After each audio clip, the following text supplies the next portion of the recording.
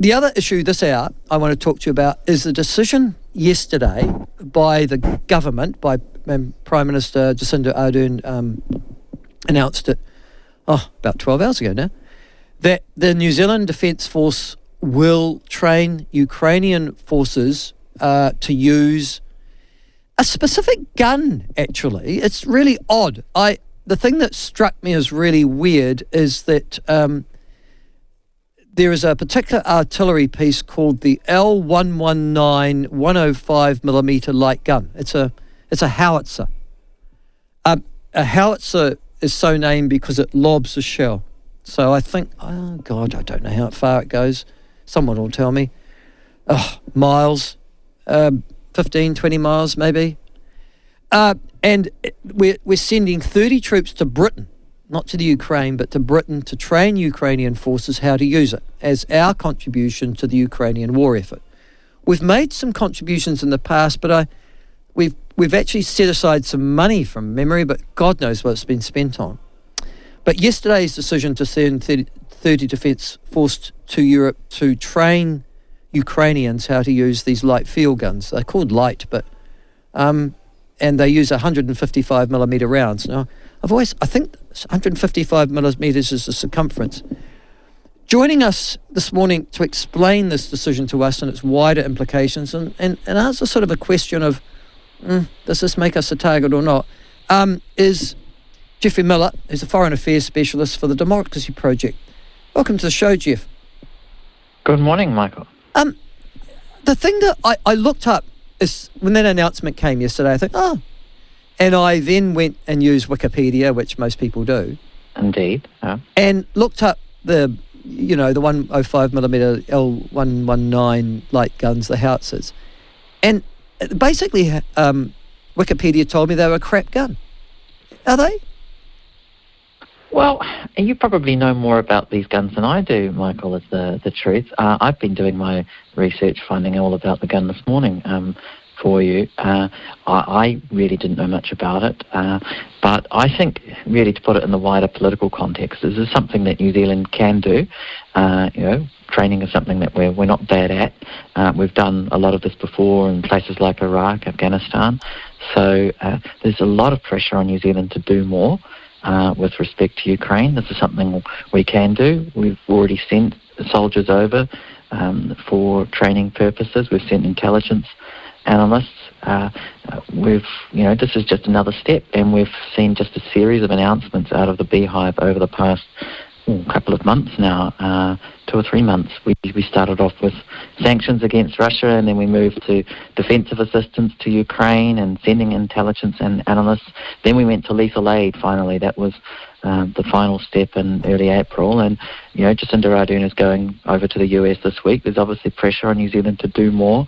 Biden is spending, the US is spending $40 billion in new assistance to Ukraine. So I think, the pressure was on New Zealand to provide a bit more assistance, and I think it really is part of this incremental approach. We'll just keep having these announcements of new support to Ukraine.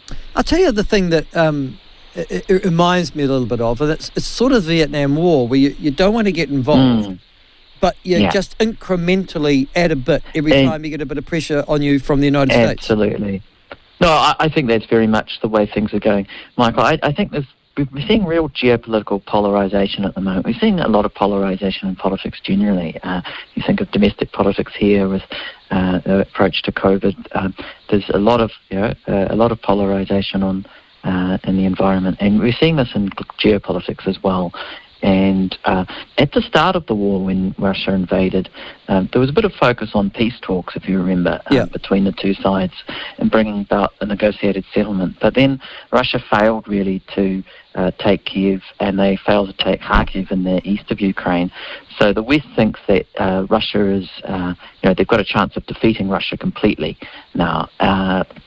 Completely in Ukraine. So that's why the US is spending huge amounts of money now on artillery, heavy weapons, because they think they've really got a chance of beating Russia completely. So there's just no room for nuance or no tolerance of nuance at the moment.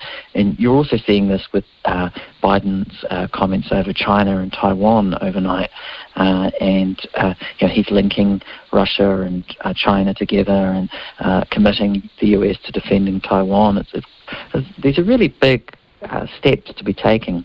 Oh, they're massive. They do have huge. They're extraordinary. Yeah, and absolutely. They've got huge ramifications for New Zealand, and New Zealand's tried in the past, over the past 30 years or so, our foreign policy has pretty much been to get on well with everyone and sign up to every trade agreement that's going and keep our heads down and keep selling milk powder. That's really been the approach. But that approach may be, the time may be running out for that approach because we are being called to stand in line with the West, stand with Australia, the US, with the EU, UK, and support Ukraine. This may have ramifications for our trade position because 33% of our exports do go to China. Well, that's the bit that I was going to move towards. I'll just stay on Ukraine for 1 second. I'd like to come to China in a second. But the thing about the Ukraine is that I think most New Zealanders, I mean, there would be nothing that Jacinda Ardern's doing that would be unpopular with Kiwis. I think we look at the television news, we read the news reports, we all think that Putin's a bastard, so that's fine. I mean, if you like, in a funny sort of way, the moral stance is on the Ukrainian side and doing this. Totally. Yeah, so there's no sort of pushback from anybody here. I see the National Party and the welcomed it yesterday as well and supported Ardern on that issue. Mm. But sorry, carry on. Go ahead. Oh well. No. I was just going to say. You go. No, I was just going to say that yes, absolutely. That's where the public mood is. The public sentiment is on the side of supporting Ukraine. If you walk around, I'm in Dunedin, and you walk around the neighbourhood, you see Ukrainian flags everywhere, which is just quite extraordinary. I just can't recall this kind of thing happening at all in recent memory. I wrote my first piece on Ukraine and Russia at the start of the year, I think end of January, and I struggled to find any New Zealand interest in what was going on at the time when we had that big Russian build-up of forces on Ukraine's border. Now Ukraine is everywhere, and public mood is very much in line with sending more support to Ukraine. It's not, we should back off and not get involved. So, Jacinda Ardern is very much reflecting the public mood, and it's quite different to what we've seen, perhaps in the past, where there was, if you go back to the 1980s, there was, the independent foreign policy, and the idea of New Zealand going it alone was much more popular. That we'll make our own way. We're not going to be told what to do by the US and France and UK. They can all get lost, and we're just going to go out and make our own way in the world. That sentiment is gone, I think, in large part, and has been replaced by let's stand in line with the West, stand in line, support our sort of traditional allies. So and that's quite a public mood shift. Oh, absolutely. And it's happened so dramatically quickly. And I'm not just talking about New Zealand, I'm talking about the Western world in general. Yes, I agree. There's been a real return to ideology. As I said, there's polarisation, and there's sort of good versus evil, and yes, and that's very much the framework. Putin and Hitler, and it's very much the framework. Good versus evil, and we're the goodies. Versus evil, and we're the goodies. We're the goodies. Putin has to be defeated, and we'll do everything that it takes, and so. Yeah, it's a very dangerous time for New Zealand because New Zealand's real position had been to have a foot in both camps, to make our living selling milk powder to China. But we were still a member of the Five Eyes. We're still very, our only ally is Australia formally. We still like to get on very well with the US, and we've made patched up our differences with the US after being, falling out over ANZUS back in the 1980s. We'd largely patched all of that up. And it was actually not a bad situation for New Zealand to be in. If you go back, a few years ago, we'd sort of, we were back on good terms with Western countries, but we were also best friends with China. I think New Zealand, at least was. I'm not sure whether it still is, but it's pretty much China's best friend in the West. If you look in Western countries, try and find a country that actually gets on better with China than New Zealand does. It's quite hard to find another country that does, but I think the time may be running out on that approach. Well, and that's the next question I'm going to ask you. I mean, our economy is so interlinked with China's that we are the risk is extreme. I think I've just read that, in fact, I'm looking at the Department of Stats here, $20 billion worth of exports, $13 billion worth of imports. So absolutely. That's a phenomenal amount of an economy dependent upon trade with one nation. And New Zealand can afford to grandstand when it comes to Russia and Putin because we only sell a few $100 million worth of exports to Russia, or we did.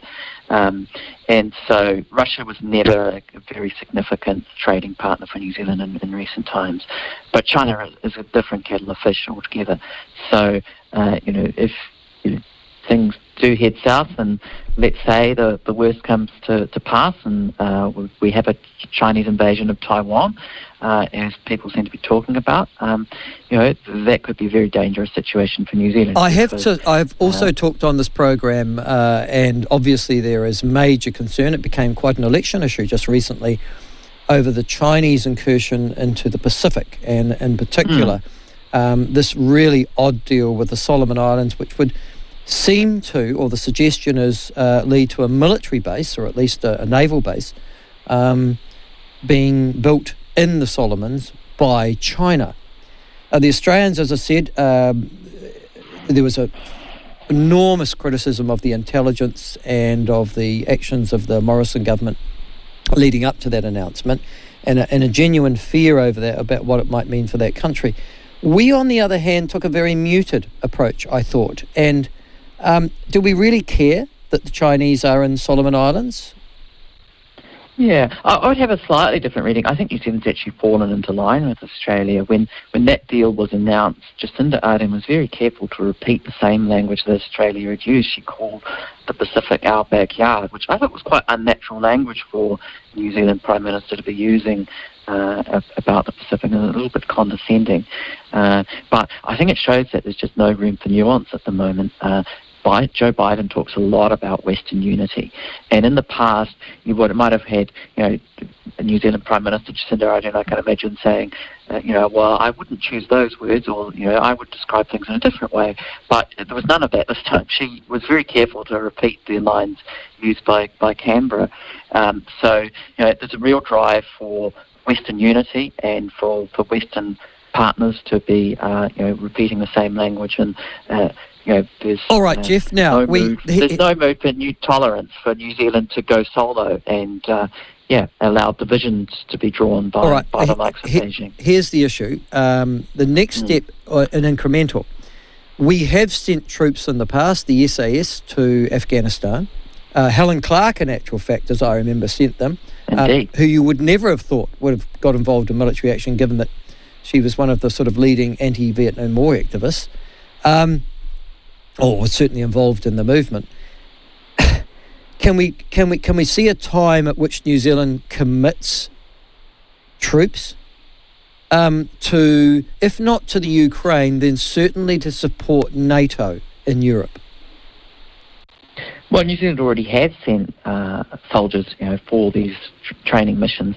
No Western country has got troops on the ground in Ukraine, so they're all in other NATO countries. Can you see a time when there will be Western countries sending troops into the Ukraine? Well, no, not in the immediate future. I think it's unlikely. That seems to be a red line that Joe Biden and NATO has drawn, that no troops on the ground, because they don't want to have an open war with Russia. I mean, that would mean effectively you've got a war between NATO and Russia directly. I'd argue you probably already have got that. It's just a proxy war at the moment, and there are real risks to all of this, of course, given Russia has got over 5,000 nuclear warheads. The risk of nuclear war, I think, increases if Russia gets backed into a corner on this, and so the greater, the chances of the West winning in conventional terms might increase that risk of a nuclear conflict, because that's something that Vladimir Putin always has in his back pocket, is the nuclear card. And so I'm not sure whether the West really can win in Ukraine, as long as you've got that nuclear threat. But now, I was just going to, the next issue on that one is that there is, in the back of everybody's brain, I think, correct me if I'm wrong, that there is a view that Putin's just mad enough to maybe use, if not interballistic missiles with nuclear warheads, then certainly some form of tactical nuclear weapon in the Ukraine if he's pushed too far. Do you get that feeling as well? Yes, I agree. And I think if you remember back in the early days of the war, of Russia's war against Ukraine, there was a lot of discussion about a no-fly zone, and the conclusion of all of that was no, we can't do that, because that would mean a war with Russia. We need to be very careful. And that was when there was a lot of I think a lot of efforts put into the peace talks and mediation. Israel was working on that, Turkey. Yeah, it didn't turn out so well. France.